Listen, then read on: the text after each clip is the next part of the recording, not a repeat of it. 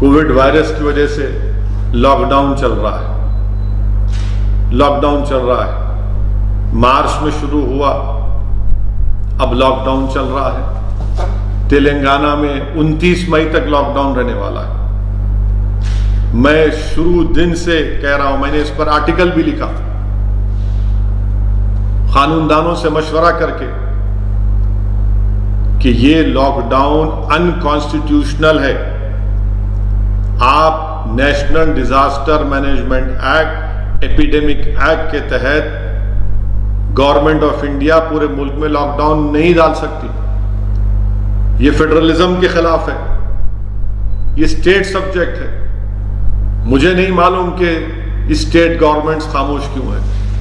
افسوس سے اس بات کا ہے کہ دلی چیف منسٹر، ان کے ہی ڈیلی مائنورٹیز کمیشن کے اوپر کیس بک ہوتا ہے، ایک لفظ نہیں بولتے دلی کے چیف منسٹر۔ آپ کیا خاموشی ہے آپ کی؟ یہ اتنی خاموشی، آپ نے ان کو نامزد کیا، آپ کی سرکار نے ان کو نامزد کیا ہے۔ 72 ایئر اولڈ ہے وہ آدمی، آپ بتائیے۔ اور پھر یہ لاک ڈاؤن کی وجہ سے جتنے ہمارے مائیگرنٹ لیبررز ہیں، جو خاص طور سے بہار،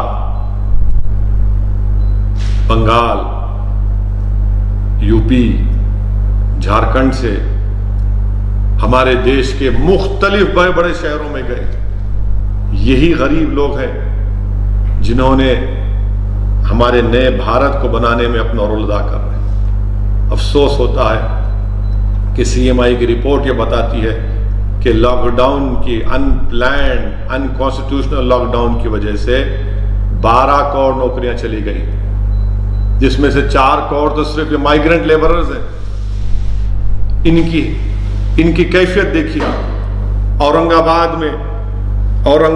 میں پیدل نکلتے ہیں، پیدل مائیگرنٹ لیبررز، اور پیدل نکلتے ہیں کتنے لوگوں کی، 16 لوگوں کی موت ہو جاتی ہے، کیونکہ وہ غریب کو معلوم کہ جو ٹرین کی پٹری کو دیکھ کر چلوں گا تو میں اپنے گاؤں کو، اپنے دیش کو پہنچ جاؤں گا۔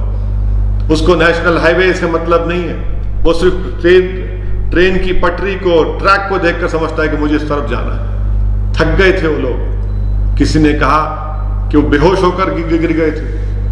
آپ اندازہ لگائیے کہ ہم کیا جواب دیں گے، ہم اپنے ضمیر کو کیا جواب دیں گے۔ مجھے شرمندگی محسوس ہوتی ہے بحیثیت ایک ایم پی کے، تکلیف ہوتی ہے کہ میں کیا جواب دوں گا۔ میں جو دیکھ رہا ہوں، بھوک کو، فاقہ کشی کو، غربت کو، بے روزگاری کو، کبھی میں نے اپنی زندگی میں نہیں دیکھا ایسا۔ اور پھر اورنگ آباد کی اس ٹرین کے پٹریوں پر 16 لوگوں کی موت، ان غریبوں کی موت، اس میں کوئی اعلیٰ ذات کے لوگ نہیں تھے۔ اور پھر وہ تصاویر آتی ہیں کہ لاشیں بکھری پڑی ہوئی ہیں اور روٹیاں پڑی ہوئی ہیں ریلوے کے ٹریک کے اوپر۔ حکمران جو ہے، چاہے وہ بی جے پی ہو یا مہاراشٹر کی حکومت ہو، کیا جواب دیں گے آپ لوگ؟ کوئی اس ملک میں ان مرنے والوں کی کوئی قیمت ہے یا نہیں؟ ان کی جان کی کوئی قیمت ہی نہیں۔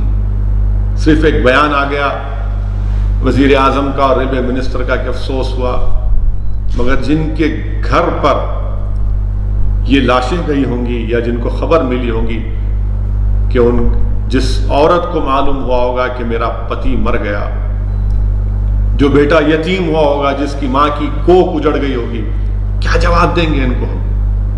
اور کیوں مرے وہ لوگ؟ حادثے میں نہیں مرے، بھوک کی وجہ سے، پریشانی کی وجہ سے، اس کووڈ وائرس کی ڈر کی وجہ سے، پیسے نہیں تھے، اپنی عزت کے لیے، اپنی سیلف ریسپیکٹ کے لیے اپنے گاؤں کو، اپنے دیش کو جا رہے تھے، اور تھک کر بے ہوش ہو کر گر گئے۔ ٹرین آئی اور ٹرین ان کو مار کے چلے گئی۔ 800 کلومیٹر، 900 کلومیٹر، 1000 کلومیٹر لوگ پیدل جا رہے ہیں، سائیکل پر جا رہے ہیں۔ آپ اندازہ لگائیے، کوئی دنیا کی بہترین سے بہترین سائیکل ریس میں بھی کوئی اتنا لمبا سفر کوئی نہیں کرے گا، مگر اب جانا ہے ان کو۔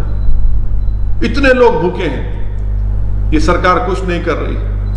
ٹرین میں بھی جا رہی ہے تو ٹرین کا ٹکٹ پوچھ رہے ہیں، 1-2 ٹرین گئے، اب تک ٹرین بھی رکنے والی ہے۔ کرناٹکا میں کہا کہ نہیں مت بھیجو ان لوگوں کو، ان کو رہنے دو یہاں پر۔ بھائی یہ انسان ہے، اس دیش میں سمویدھان ہے، आइन है, कॉन्स्टिट्यूशन है, राइट टू लाइफ के खिलाफ है, पर्सनल लिबर्टी के खिलाफ है। क्या कर रही है सरकार इन मजदूरों के बारे में, माइग्रेंट लेबरर्स के बारे में? इतनी ट्रेन चलाएंगे फुला, अरे भाई लेके क्यों नहीं जा रहे? फिर आपने हर स्टेट गवर्नमेंट को आप बोलना था कि हम ये दे रहे हैं आपको, ये पब्लिक डिस्ट्रीब्यूशन सिस्टम से हम आपको चावल दे रहे हैं, गेहूं दे रहे हैं, बांटिए इन लोगों को। कुछ नहीं, मिलियनों टन पड़ा हुआ है। और इतने बड़ी तादाद में ये मजदूर जो बिहार, बंगाल के, आपके उत्तर प्रदेश के आए हैं, मुंबई में फंसे हुए हैं, इसका कोई हुकूमत के पास कोई जवाब ही नहीं है, ना इनके पास कुछ है। इंडस्ट्री के लोग बोलते हैं कि नहीं नहीं, इनको वापस मत भेजाओ, कंपनी शुरू होगी दोबारा। ये स्लेवरी है, और ये स्लेवरी हमारे आइन की आर्टिकल 23 के खिलाफ है। क्या हमको ट्रीटमेंट कर रहे हैं? मुझे नहीं लगता कि ये लोग फिर वापस आएंगे। जिस तरीके से हमने उनसे सलूक किया, कम से कम तेलंगाना की हद तक यहाँ की हुकूमत ने उनको इमदाद दी, उनकी कुछ मदद की, यहाँ पर उनको कुछ काम दिया, खाना पहुँचाया थोड़ा बहुत हद तक। मेरे अजीज दोस्तों और बुजुर्गों, आप देखिए कि ये अनप्लान्ड लॉकडाउन की वजह से, ये अनप्लान्ड लॉकडाउन की वजह से इतनी तकालीफ हो रही है, इतनी मसाइब और मुश्किलात में इजाफा हो रहा है कि हम बयान भी नहीं कर सकते। बच्चे भूखे हैं, बच्चे भूखे हैं, औरतें परेशान हैं।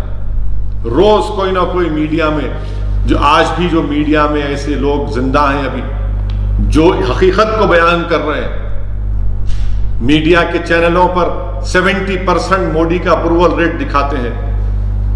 मैं उन लोगों से कह रहा हूं जो ये माइग्रेंट लेबर चलकर जा रहे हैं ना, भूख से मरकर जा रहे हैं। एक सीमेंट के मिक्सर ट्रेलर में बंबई से निकलकर उत्तर प्रदेश जा रहा था, मध्य प्रदेश में रोके, तो उस सीमेंट के मिक्सर में से 17 लोग निकलते हैं। उनसे जाकर पूछो, लगाओ उनके पास जाकर के 70% अप्रूवल रेट है मोदी का, बोलो क्या बोलेंगे? जो मर गए वो लोग, उनसे जाकर पूछो आप। मगर आज भी मीडिया के लोग जिंदा हैं जो सच बता रहे हैं, मैं उनको सलाम करता हूं। जो गरीबों की तकलीफ को बयान कर रहे हैं, जो मजदूरों की बर्बादी की दास्तानों तक आज भी हमारे घरों तक पहुंचाने की कोशिश कर रहे हैं, मेरे अजीज दोस्तों और बुजुर्गों। और उसके ऊपर सोने पे सुहागा ये है कि फिर इन तमाम मसाइब और मुश्किलात में भी मुसलमानों के खिलाफ नफरत। चेन्नई में किसी बेकरी में लिख दिया गया कि नहीं, यहां पर मुसलमान काम नहीं करते। अच्छा, तो क्या करना चाहिए? क्यों इतनी नफरत आप कर रहे हैं? आप इस तरह के नोटिस लगाकर, ये आर्टिकल 17 का वायलेशन है, अनटचेबिलिटी बर्खास्त हो चुकी है, और आप वो नोटिस लगा रहे बेकरी में। क्या नहीं, ये लोग क्या इंसान कहलाने की विलायत है कि इस तरह से हरकत करके ये किया जा रहा है? अलीगढ़ में एक बच्चे को इतना मारा और पीटा गया, सिर्फ मुसलमान है बोल के। मीरठ में पुलिस जा रही है, एक तरकारी की मंडी है, उसको उलट दिए पुलिस वाले। क्यों भाई? वो गरीब है, तरकारी बेच रहा है, उसको पलटा दिए। आखिर ये नफरत कहां जाकर रुकेगी? एक बात जहन नशीन कर लीजिए आप कि जो लोग आज वतन अजीज में ये नफरत कर रहे हैं, जुल्म कर रहे हैं, इतना जुल्म आप कर सकते करिए।